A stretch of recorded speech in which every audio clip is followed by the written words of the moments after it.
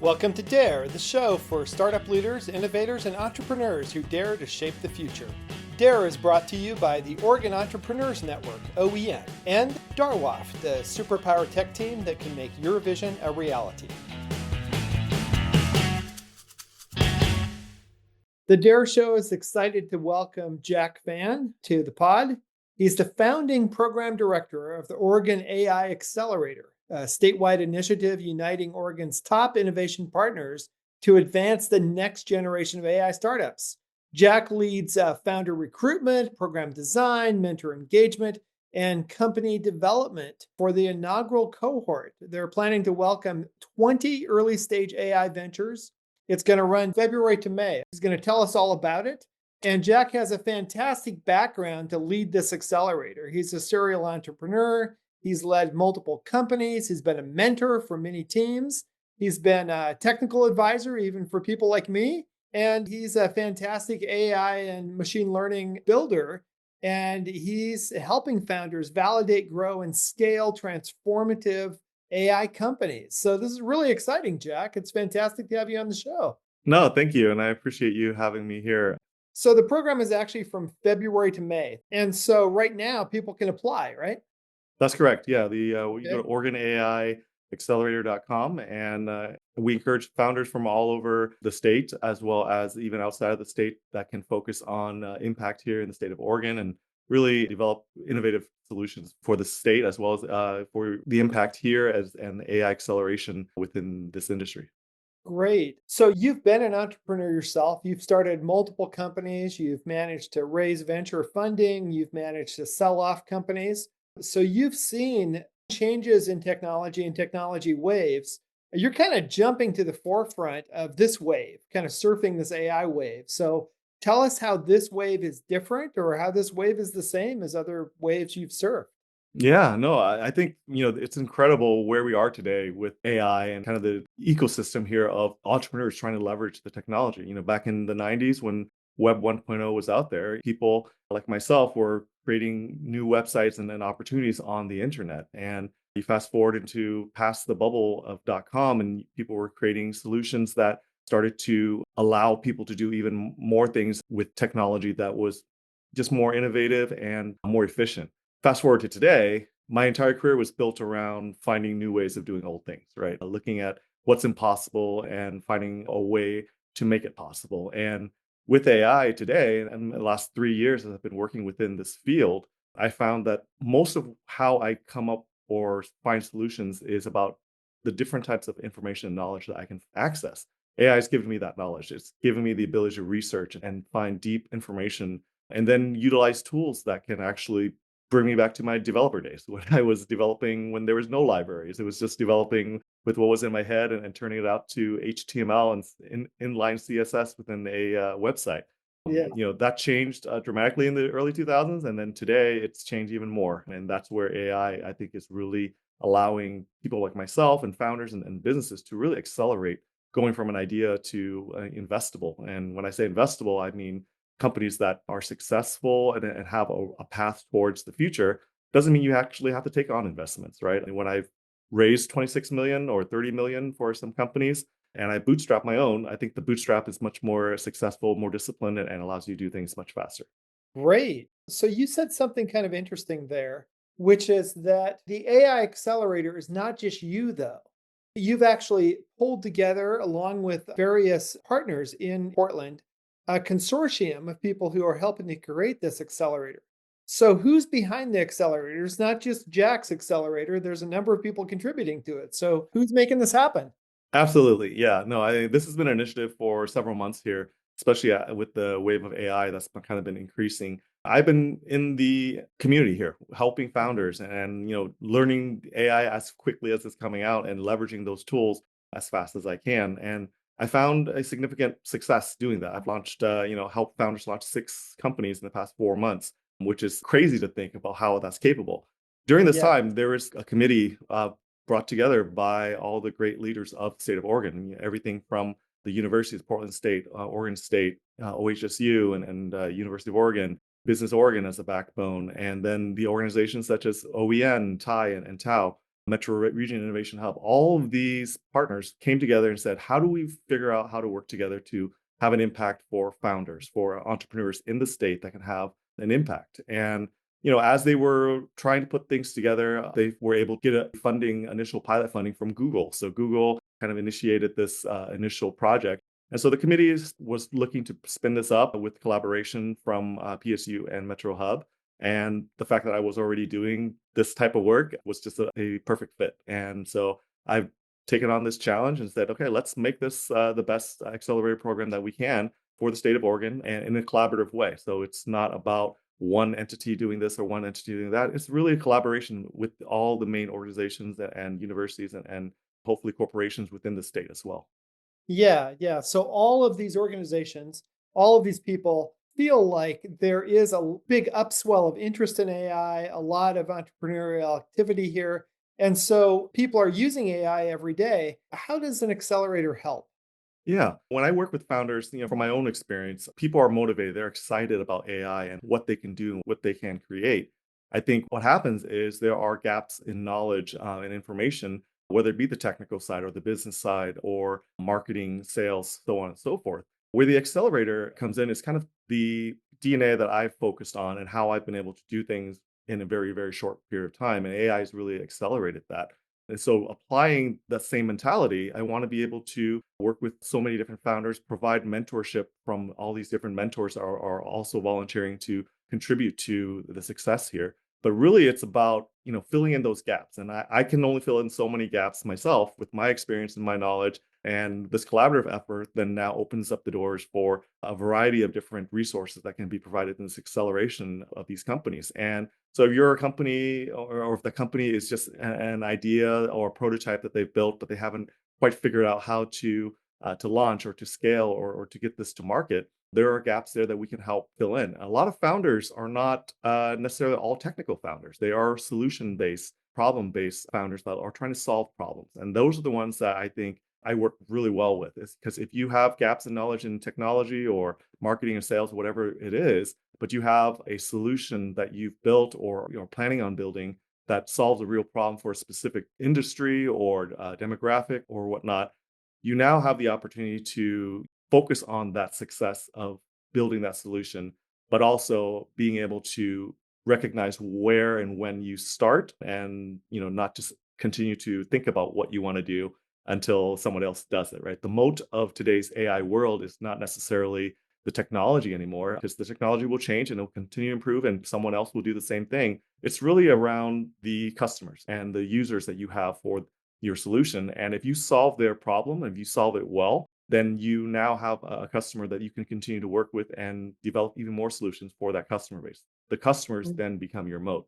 And so helping founders in this day and age recognize that the technology is only one part of it. And a lot of people with AI today can replicate a lot of different things that already exist today and make it better.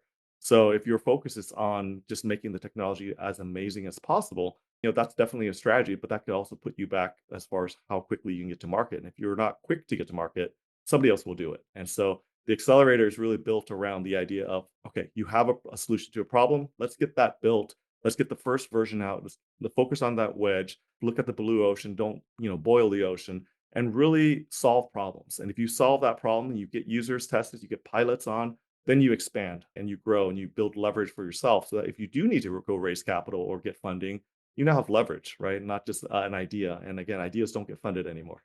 Right, right, exactly. Well, it very much reminds me, this wave reminds me of the early days of the web, when just saying, hey, I have a website was a revolutionary thing. And now, if you have a business or if you have a sports team, even like a 6-year-old sports team, right, then you have a website because websites are a dime a dozen. Everything has a website. Much like down the road, I think everything is going to be touched by AI, even if in the whole phrase of like being AI powered is going to be outmoded because it's kind of like saying on the internet now, like of course, like all businesses on the internet, all reading material can be found online, right? And so I think near future AI is going to be everywhere. And to your point, you need to have a real problem that you're solving with this technology rather than just slapping on now AI powered. Is that fair? Exactly. That is very, very fair. I mean, when I was working with contractors in the early days of the web, right? It was about, oh, Yahoo's up and they have a directory. I need to get on that directory because that's just like a yellow page book where I put my advertising and my information so people can find me.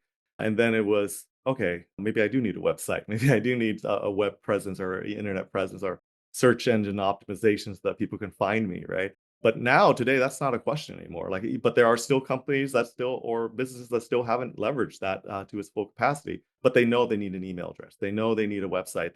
Know they need to be show up on search results in Google. And so that's known now, right? And back then, when we worked with contractors, they had fax machines, and we wanted to send them an email. They didn't have an email address, right? Which is crazy to think. Today, what is a fax machine? And my daughter doesn't even know what a fax machine is anymore. But where we're at today, yeah, the last couple of years, it's been AI, Gen AI. Look what we can do with AI, create cool stuff and content and find information. And that's transformed in 2023, 2024, and then now 2025, where agentic world is now using these tools, creating these tools and AI agents that can handle a lot of these tasks and get smarter and be trained with more information. That all of a sudden, yeah, powered by AI or an AI company, it's not actually unique anymore. It's really around what is your company solving and how are you doing it, and where does AI play a role in helping you do that faster and better? Right, right. So before we go further, I realize I've been remiss in not defining AI, right? It's a marketing term, right? So you and I have both worked with AI for a number of years, what we're now calling AI.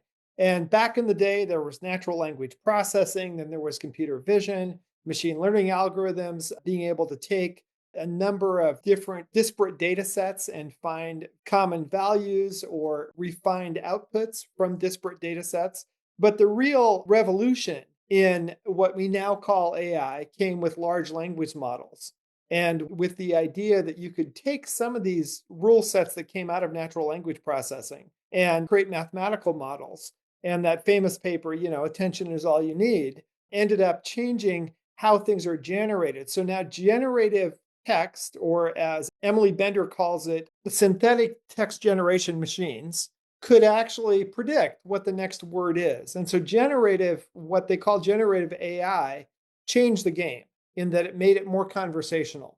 So when you talk about AI and the AI accelerator, is your focus really on generative AI, or is it every spectrum of what's under the big umbrella of AI? Yeah, no, that's a great question. And again, we're trying to define that ourselves, actually, because everyone has a different understanding of that, whether you've been in the business of working with AI models, right?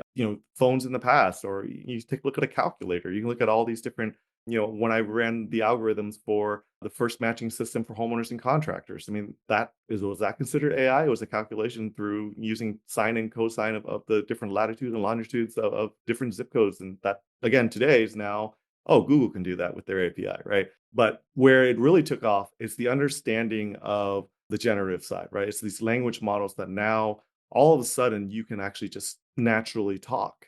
You can communicate, and it communicates back to you in a natural language, right? And so that understanding the connection that we used to reserve as a human connection, being able to converse with each other, right? Is now we're able to communicate with AI, right? A language model, an intelligence that's able to reason, that's able to understand what you're asking for and find the information faster than any human could possibly find, right? And so, when I look at what we're going to be providing, AI has been in robotics for a long time. It's been in manipulation of space and area and how things are handled based off of different physics. And AI is just Gen AI today, right? And agentic AI and eventually AGI is all about continuing to train itself or train AI to get better.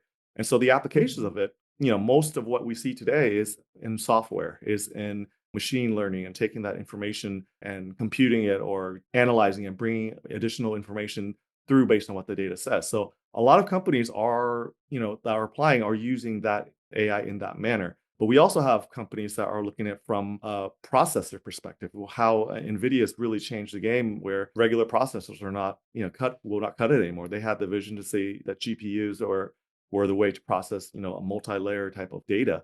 And what that's allowed is just that technology alone allows not just using AI to crunch numbers and look up data, but it's actually being used to optimize the way that data is communicated and transferred and how it can be optimized to transfer larger packets of data in smaller vehicles. It's about being able to create speed and when sensors need to check on the location or the physical attributes of a table, the 3D elements of what's here. I mean, just in the past week alone, SAM 3D, from Meta came out, and it shows the simple ability to take in a picture and turn it into a 3D object very, very quickly.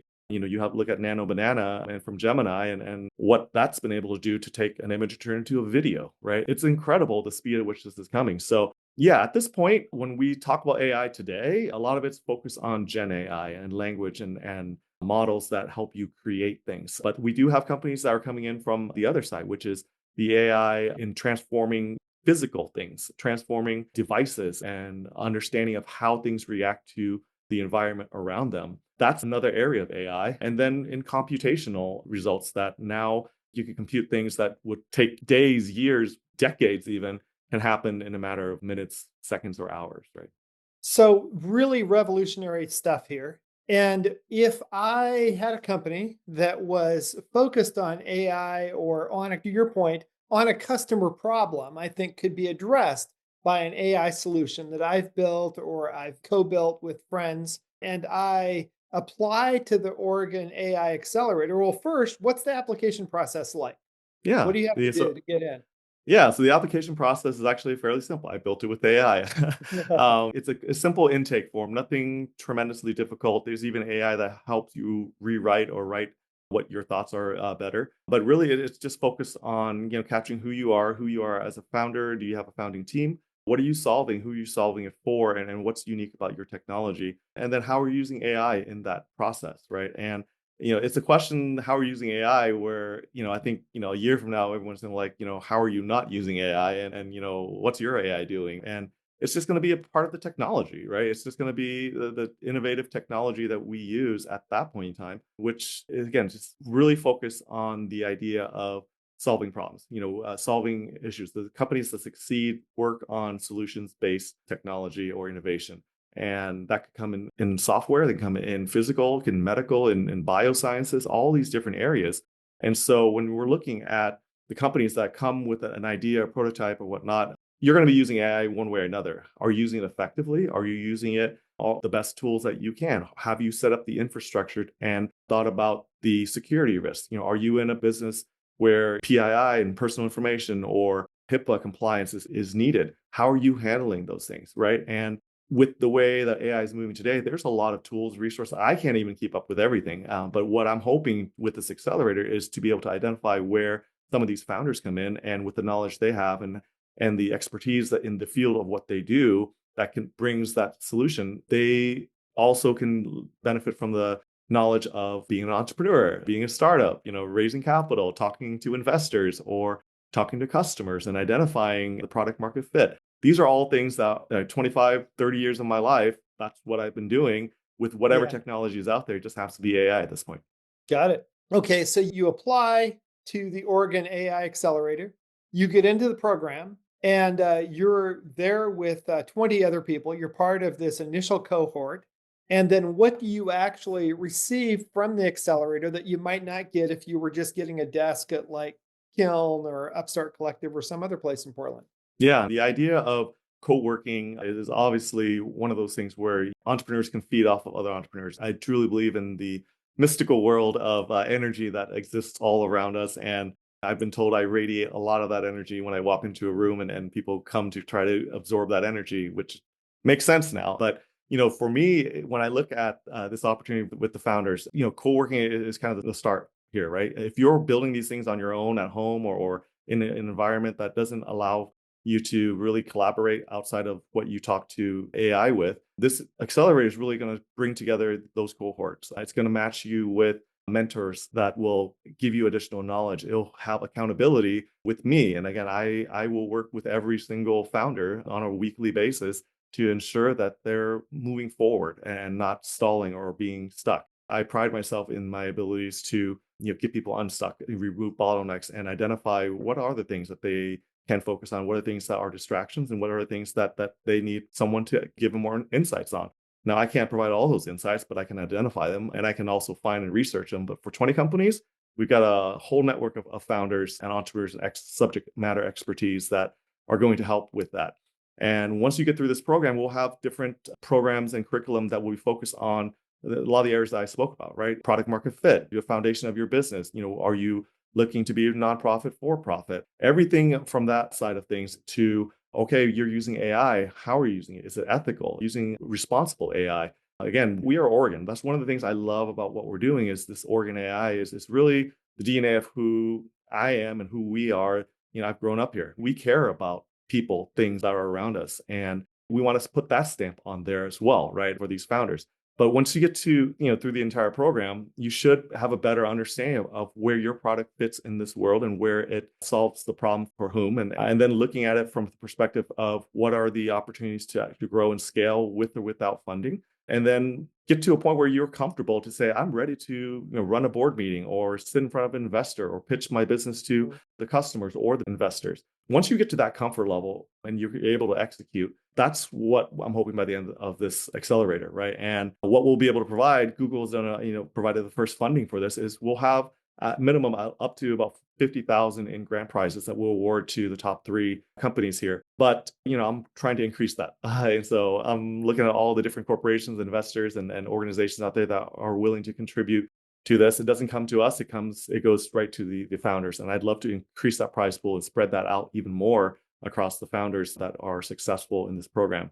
And then finally, in addition to that, I'm setting up a lot of perks programs and software tools and building relationships with some of these new tools that have come out and are looking for users to be able to use the AI CRM tools, the new innovative email tools, or tools to help them build even faster and better. Like all these tools that are available and or coming out right now that have proven to be innovative, it can actually move things even faster. And so I'm working on a lot of those relationships. We'll be able to provide those tools to the founders as well.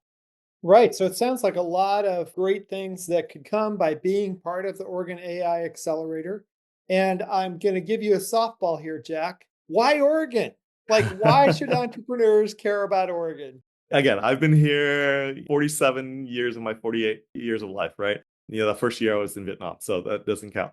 But growing up here, I've seen the transition of entrepreneurs and, the businesses that have come up and down in Oregon. And we are different, right? Keep Portland weird, sure. Oregon is very green and lush, and the Pacific Northwest in general, but Oregon is not Washington, right? And Oregon's not California. When you look at things that have come out of the Bay Area and things that have come out of Seattle, even, there's the uniqueness about Oregon where I see more collaboration, more opportunities to do the right thing with impact, responsibly, ethically, where that focus is not necessarily on building a unicorn or making the most money, it's having the most impact. And Oregon has always been one of the leaders when it comes to solutions that create impact. And so with the technologies that are available, I'm hoping the companies that come through this not only provide an innovative solution, but that solution has impact. And the impact is not just here in Oregon, but it should be available to grow outside of the state into the country, into multiple countries globally, right? And the impact is where I like to focus on with companies and businesses, right? What is it that you're creating? Is it collaborative? Are you in your own bubble, or are you trying to do this so that you can work together with others to improve what they're doing and improve the lives of others and improve the environment, improve the pace at which we solve problems and create cures for things, right? AI now gives us that ability. And if you're in the Bay Area, you can do something incredibly innovative, and everyone down there is a version of me that has just been able to do anything, right? But the focus is, how do I make $1 billion and become, a unicorn? I think Oregon has a similar desire, but I think the approach is going to be different, right? And the approach is really impact focus. You do it really well, you're going to feel good and do the right thing, but also make a name for ourselves where Oregon is going to be different, right? We're not Silicon Valley. We're not Seattle. We're not the East Coast, New York, where things move so quickly that people don't even have time to breathe. We're going to take a breath. It's Oregon. The reason I Yeah. created the logo with a Mount Hood mountain peak, right? We take it in. We take in the things that are around us, the nature, the experience, the people. I had a comment from someone the other day I met for coffee, and he's like, you know what? I came to Portland 8 years ago, and I just realized, God, you guys are nice here.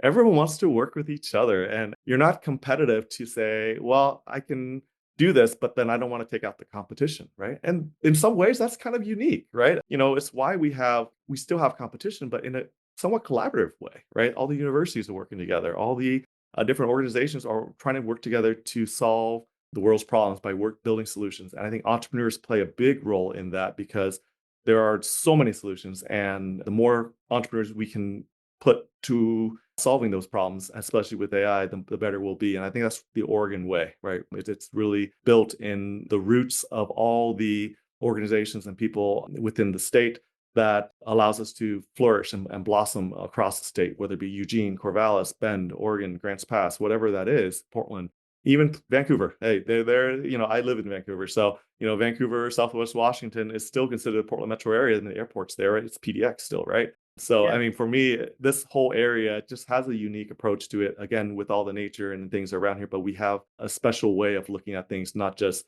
squash others to become the best or become a unicorn and forget about everyone around us. That's not what we do Yeah. here. And Oregon is unique.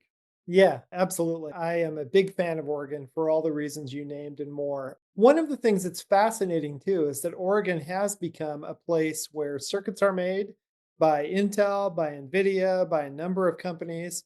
And it's really become kind of a quiet place where people can get amazing work done. I mean, Linus Torvalds moved here on purpose because he wanted to actually get work done. People kind of put their heads down and get great work done. They don't have to pound their chest and as you said, put other people down. They can just collaborate and find great partners here. So I hope that that ethos is part of what the Oregon AI Accelerator is all about.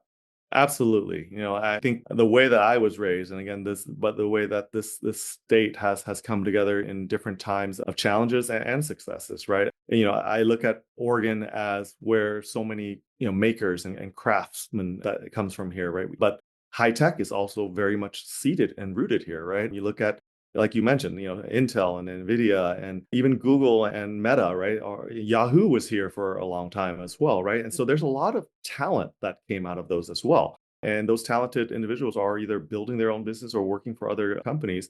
But it's really, I've gained something here and now I'm, going to be doing something else. But no matter how quickly that pace goes around us, what I love about how people can enjoy life here is they take a second to breathe because the air is wonderful, by the way. It's not not New York air, right? Yeah. But people take a second to breathe. They take a second to take it in. It's not about the mad rush. Sometimes they stop to smell the flowers, right? And I think those times and those moments of how we can take the best technologies, but then take a step back to say, is this the right thing? Is this the best thing? Is this collaborative? Does this help make others better as well? Then that's the approach I have always taken. And I like to think that that came from being here, rooted here, and growing up in this environment and this ethos. Great. Well, that's quite a vote for Oregon and for the Oregon AI Accelerator. So, just to review, where do we go to actually apply to be part of the Oregon AI Accelerator? And I know you mentioned also that you're looking for additional help and monetary help to fund and assist these companies. So, where would someone go to help as well, along with applying? Yeah, OregonAIaccelerator.com. There's also a shortened version, OregonAIX for accelerator.com.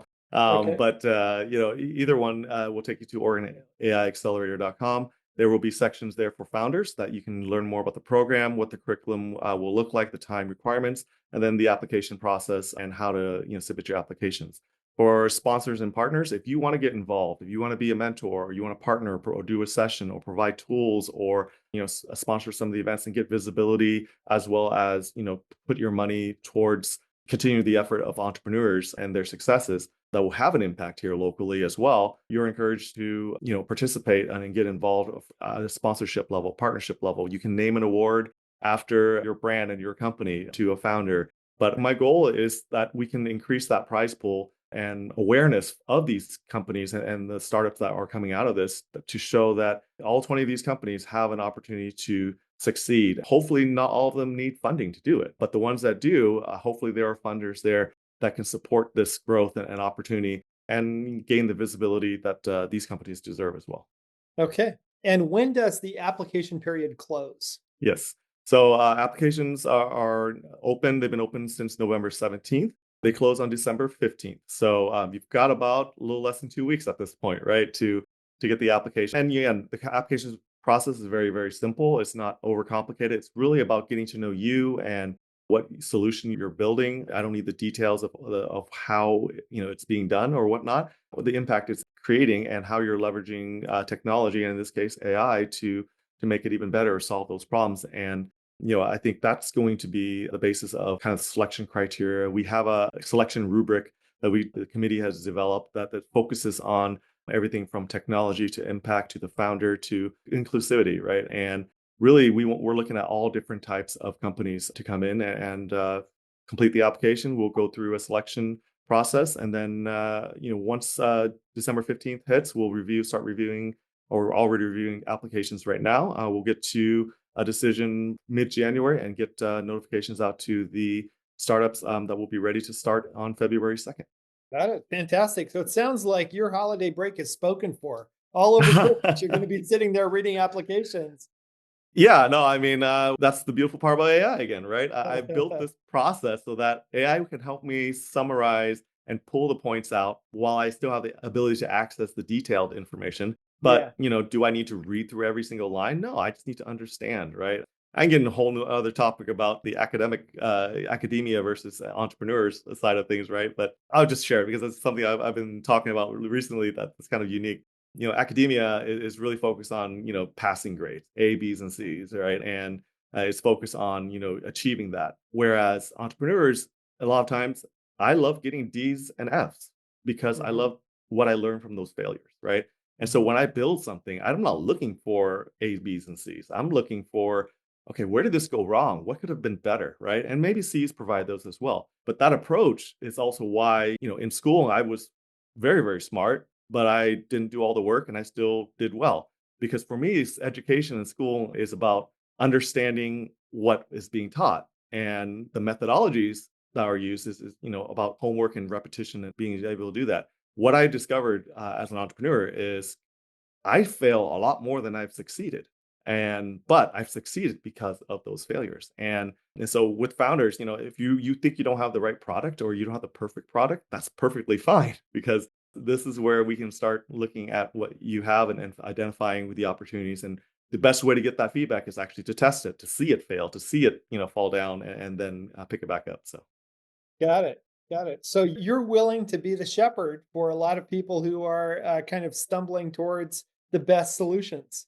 absolutely. I want to be that jolt of encouragement and motivation, and open opportunities to see things that maybe they didn't see, or a different angle or a different perspective to approach the same problem, but provide a better solution, right? Or where they're trying to get over a hump that they didn't need to climb over. They could have just walked around and still achieve the same result, right? So there's a lot of things that I've learned. I'm sure that anyone out there who's been an entrepreneur, founder, startup, run their own business, or in their career as a whole, you have a lot of experience that, again, AI can only know so much about what it's fed, but within our human intelligence and what we're able to do is really draw from those experiences, which eventually will teach AI all those things anyways, and it'll learn on its own and it'll take over the world. So Got it. Well, on that happy note, Jack, thanks for your time today. Really appreciate it. thank you, Ned, and I appreciate the time here and the time to be on this podcast. And let's make Oregon proud. I'm hoping that we get some amazing companies here that will create a name for Oregon and the Pacific Northwest. Fantastic. Thanks, Jack. Thank you. Thanks to our guests today for their insights into the entrepreneurial ecosystem. We wish you all the best in your startup journey. The Dare Show is brought to you by the Oregon Entrepreneurs Network and by Darwaf, the superpower tech team that can make your vision a reality. Visit us at oen.org or at darwaf.io. Thanks again for listening. Till next time.